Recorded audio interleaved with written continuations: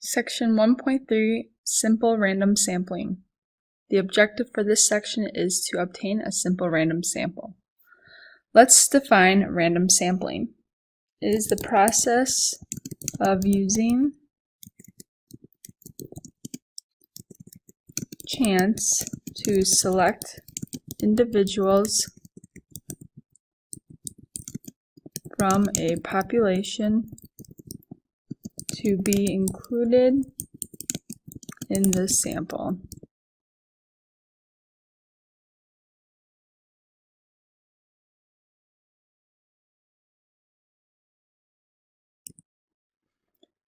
For the results of a survey to be reliable, the characteristics of the individuals in the sample must be representative of the characteristics of the individual in the population.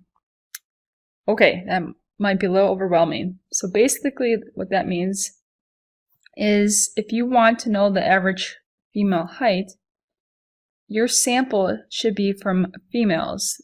No males should be in that sample if your population consists just of the females. The key to obtaining a sample representative of a population is to let chance or randomness play a role in dictating which individuals are in the sample rather than convenience. So say we wanted to find commute times, we would survey my students, but that's not random. So if I surveyed just my students, that would be convenience. So if I use that convenience to obtain a sample, then the results of the survey are meaningless. So you have to have random in order for sampling to work. There are 4 basic sampling techniques. The first is simple random sampling.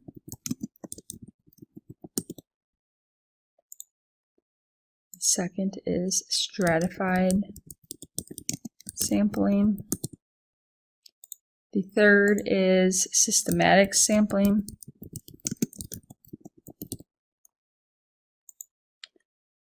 And the fourth is cluster sampling.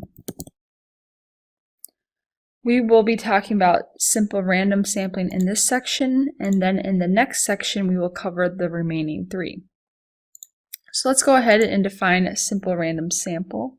It is a sample of size n from a population size capital N is obtained through simple random sampling if every possible sample of size lowercase n has an equal chance of occurring. So lowercase n, the sample size will always be less than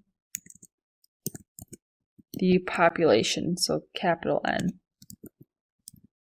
So say we wanted to pick the CVTC students. If there are 4,000 students, your sample couldn't be greater than 4,000 students.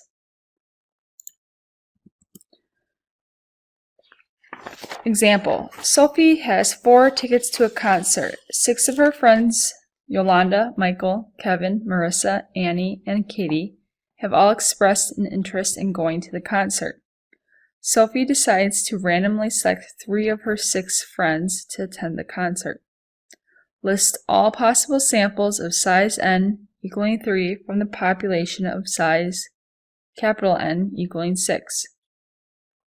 Once an individual is chosen, he or she cannot be chosen again. So instead of writing out every name, I'm going to label them with numbers. Yolanda is going to be 1, Michael 2, Kevin 3, Marissa 4, Annie 5, and Katie 6. So now we're going to list the possible options. Well, we could have the first three, so Yolanda, Michael, and Kevin.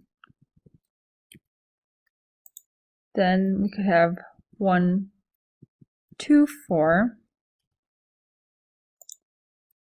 1, 2, 5, 1, 2, 6, 1, 3, 4, 1, 3, 5, 1, 3, 6,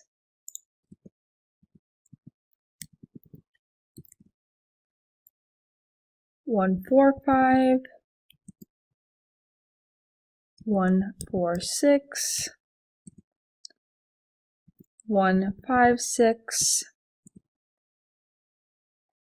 2, 3, 4. So here we use person number 1 up. Now we move to person number 2, 3, 4, and then move to 2, 3, 5, 2, 3, 6,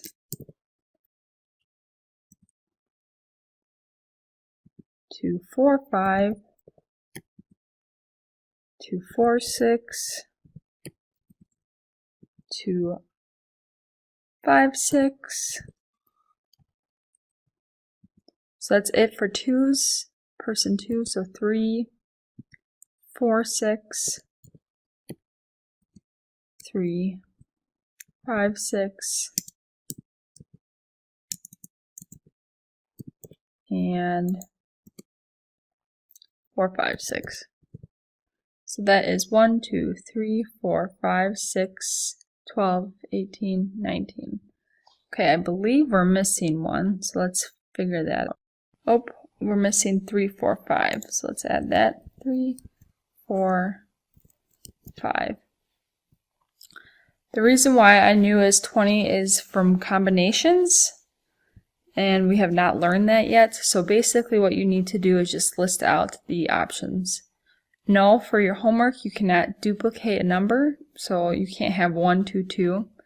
And obviously you have to have that person in there. So if we put Bobby in here, that would not be an option because she's not picking or choosing Bobby.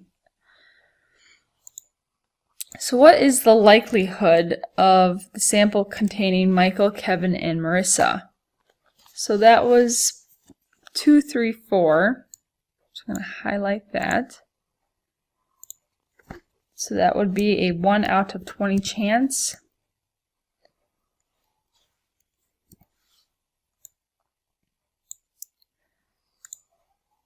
In words, that is, there is a 1 in 20 chance that the simple random sample will contain these friends.